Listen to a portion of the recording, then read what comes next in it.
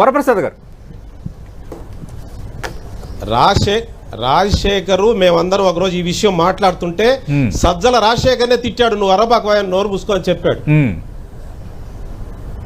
లేదండి, ఓకే రాజశేఖర్ మాట ఆయన ఎందుకంటారండి? నన్ను అంటారండి ఆ మాట. అంటే నేను ఏ ఒక్కరన్నా ముఖ్యమంత్రి స్థాయిలో మనిషి అన్నా కూడా నేను ఓర్చుకునే మనిషి. అందరూ ఉన్నారు, చాలా మంది ఉన్నారు, అనేటువంటి మాట ఆయన అనలేదు. అలా అంటే కూడా నేను కాముకుంటే మనిషిని కాదు. నేను ఎవరిని లెక్క చేయను. తెలుసు అగౌరవం జరిగిన తర్వాత నేను ఎవరిని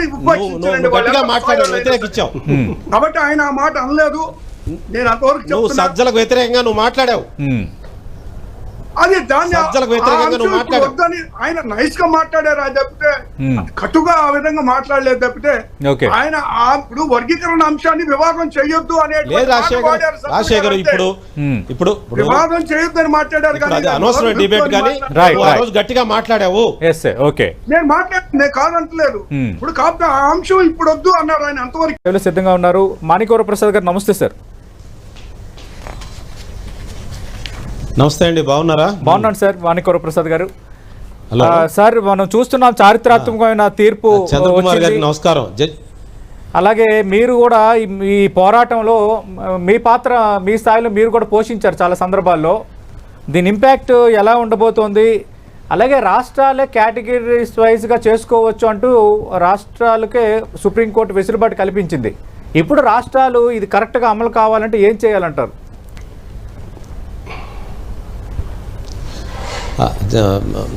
అందరికీ నమస్కారం. జస్టిస్ చంద్రకుమార్ గారికి, తమ్ముడు రాజశేఖరు, ఇంకో తమ్ముడు గోవింద్ ఇద్దరు ఉన్నారు, వాళ్ళందరికీ కూడా నమస్కారం. ఈరోజు సుప్రీంకోర్టు తీర్పు అనేది భారతదేశ సామాజిక న్యాయ చరిత్రలో ఒక హిస్టారికల్ డెసిషన్ ఇది. ఎందుకంటే ఇప్పటి నుంచి ఒక కొత్త మలుపు జరగబోతా ఉంది. అంబేద్కర్ గారు, మహానుభావుడు అంబేద్కర్ గారు ఆశించిన సామాజిక న్యాయము కొత్త పుంతలు దొక్కబోతా ఉంది. అందువల్ల ఈ విజయం అంబేద్కర్ గారి సామాజిక న్యాయ విజయం, ఈ విజయం భారత రాజ్యాంగాన్ని ఎవరి వ్యక్తిగతమైన ఏ కులాన్ని కాదు, ఏ మతాన్ని కాదు, దీనిలో ఈ వర్గీకరణ ఉద్యమాన్ని బీసీలు, ఎస్సీలు, ఓసీలు సమాజం మొత్తం సపోర్ట్ చేసింది. ఓన్లీ టెక్నికల్ సబ్జెక్ట్ మీద ఇప్పటివరకు 20 సంవత్సరాలు 30 సంవత్సరాలు టెక్నికల్ సబ్జెక్ట్కి టైం తీసుకుంది. అందువల్ల నా మనం ఏంటంటే అందరి విజయం ఇది, సామాజిక న్యాయ అభిలాషులు అందరిది కూడా విజయం ఇది. ఈ సమయంలో దళితులు అందరూ ఐక్యంగా ఉండి బీసీలతో కలిసి అవసరమైతే రాజ్యాధికారం కోసం మనందరం ఫైట్ చేద్దాం, మనందరం అంబేద్కర్ స్ఫూర్తితో ముందుకెళ్దామని అన్ని బీసీలకి, అన్ని ఎస్సీ కులాలకి నేను విజ్ఞప్తి చేస్తూ ఉన్నాను.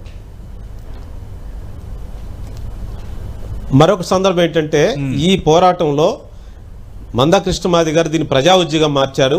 అంతకు ముందు సదాలక్ష్మి గారు, తర్వాత వెంకయ్యనాయుడు గారు కూడా 79 అసెంబ్లీ సభ్యుడిగా, జైపాల్ రెడ్డి గారు, వెంకయ్యనాయుడు గారు అసెంబ్లీలో మాధవరావు గారు మాదిగా అని చెప్పి ఆయన పాంప్లెట్లు పంచారు అసెంబ్లీలో దూకి. అది పెద్ద గొడవ. ఆ రోజు అసెంబ్లీ లోపలికి వెళ్ళటం ఏంటని చెప్పి పెద్ద గొడవ. ఆ రోజు వెంకయ్యనాయుడు గారు ఆ విషయాన్ని ప్రస్తావించారు ఆ రోజు అసెంబ్లీలో. అందువల్ల అలాంటి చరిత్ర, చాలా చరిత్ర ఉంది దీన్ని కృష్ణమాది గారు ప్రజా ఉద్యమంగా మార్చారు, దేశ ఉద్యమంగా మార్చారు. బహుశా ఈ 30 సంవత్సరాల్లో భారతదేశ చరిత్రలో ఇంత పెద్ద సామాజిక ఉద్యమం ఏదైనా ఉందంటే అది ఎంఆర్పిఎస్ ఉద్యమే.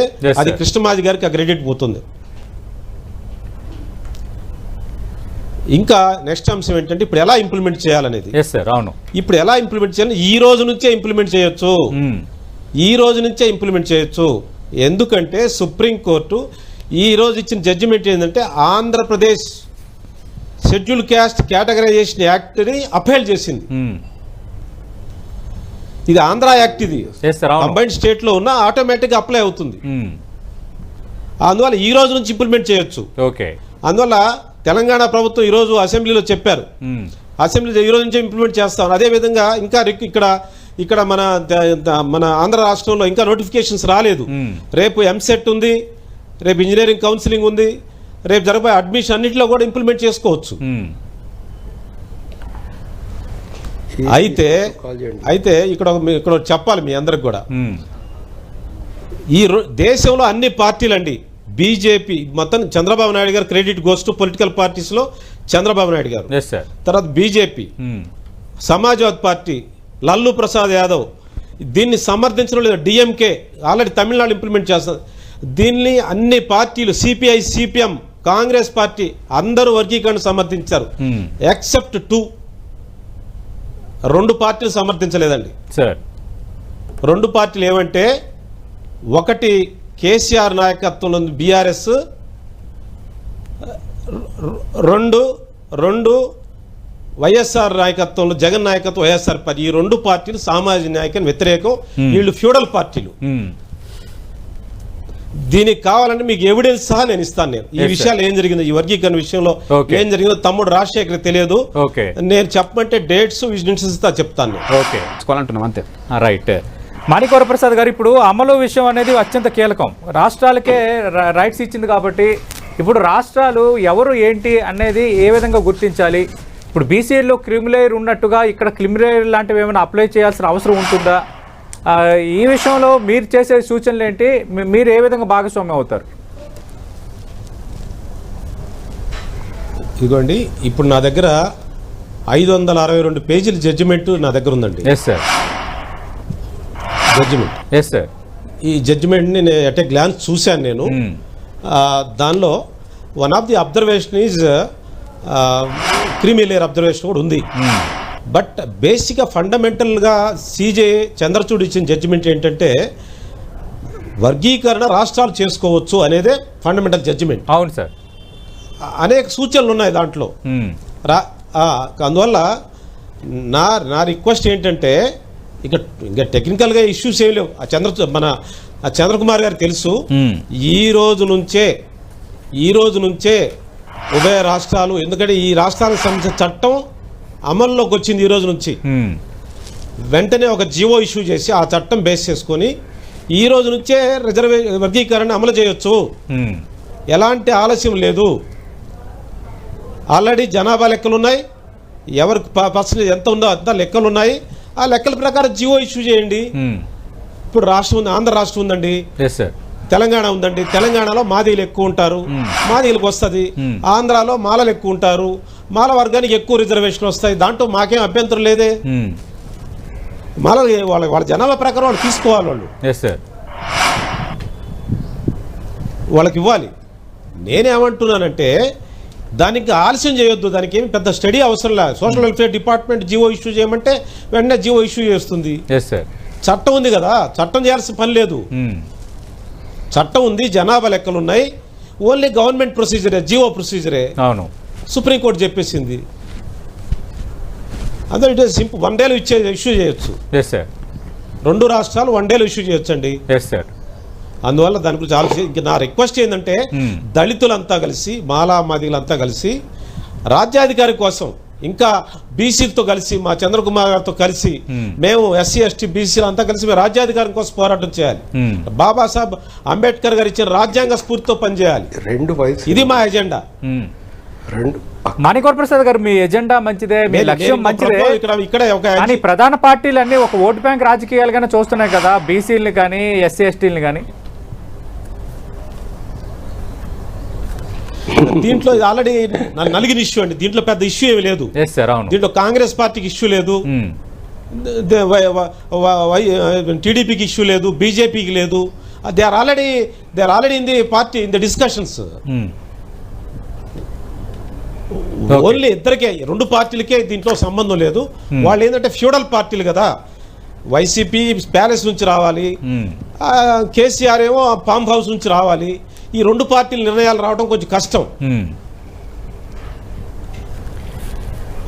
అంతేగాని మిగతా పార్టీలకి ఇబ్బంది లేదు. అంటే ఎస్సీ వర్గీకరణకు సంబంధించి అది కేంద్రం పరిధిలోనిది. సుప్రీంకోర్టు కానీ కేంద్రం కానీ ఏ నిర్ణయం తీసుకున్నా దాన్ని మేము శిరసావహిస్తామని చాలా స్పష్టం చేశామని రాజశేఖర్ గారు ఇందాక ఒక వివరణ ఇస్తున్నారు వైసీపీ నుంచి. అదే నేమండి, రాజశేఖర్ గారికి నా తమ్ముడు, ఆయన గురించి నేనేం చెప్పను, కానీ ఆయన చెప్పలేడు ఇప్పుడు బహిరంగంగా. నేనున్నాను, ఆయన ఉన్నాడు, ఆయన కూడా ఉన్నాడు. ఆ పార్టీ సామాజిక న్యాయానికి వ్యతిరేకం అండి.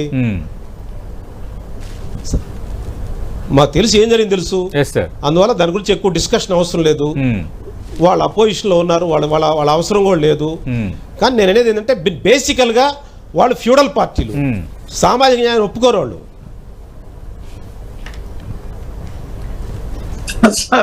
మాట్లాడండి సార్.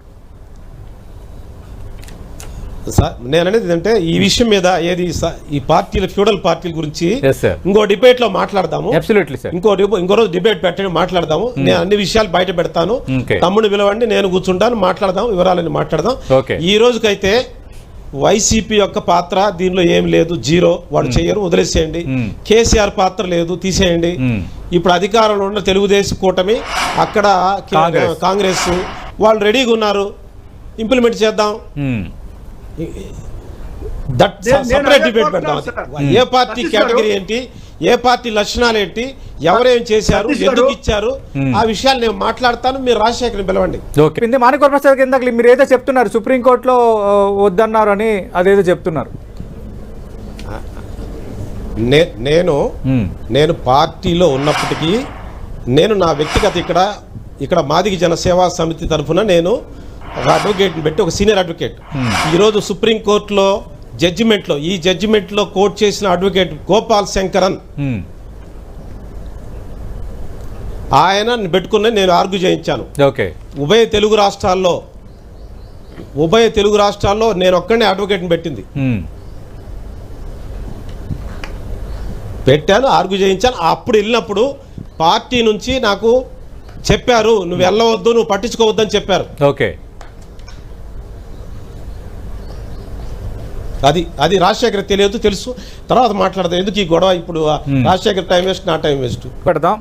అంటే ఇంక ఈ రోజు నుంచి ఇది అమల్లోకి వచ్చినట్టు అన్నారు ఆంధ్రప్రదేశ్లో. అంటే మీ ఇనిషియేటివ్ ఏమైనా తీసుకుంటారా? ఇప్పుడు దీనికి సంబంధించి ఇప్పటివరకు ప్రభుత్వం ఎవరు రెస్పాండ్ అవ్వలేదని అంటున్నారు. ముఖ్యమంత్రి గారు ఇప్పుడే శ్రీశైలం నుంచి మాట్లాడారండి. శ్రీశైలంలో ప్రెస్ మీట్ పెట్టి నేనే చేశాను, నేను ఇంప్లిమెంట్ చేస్తానని చెప్పాడు. చూద్దాం, వెంటనే ఈ రోజే లేకపోతే రేపో ప్రభుత్వం జీవో ఇష్యూ చేయొచ్చు. Done sir. అయితే ఒకటి క్లారిటీ వచ్చింది, డిమాండ్ చేస్తున్నాను. ఆలస్యం చేయొద్దు. రైట్. ఒక్క నిమిషం, క్లారిటీ అయితే వచ్చింది. శ్రీశైలంలో ఆంధ్రప్రదేశ్ ముఖ్యమంత్రి చంద్రబాబు నాయుడు రెస్పాండ్ అయ్యారు, ఆ చట్టాన్ని. అలాగే రేవంత్ రెడ్డి కూడా రెస్పాండ్ అయ్యారు. కాబట్టి రెండు తెలుగు రాష్ట్రాల అమలుకి ఎలాంటి ట్రూ స్పిరిట్ తో ఇంప్లిమెంట్ చేయాలి.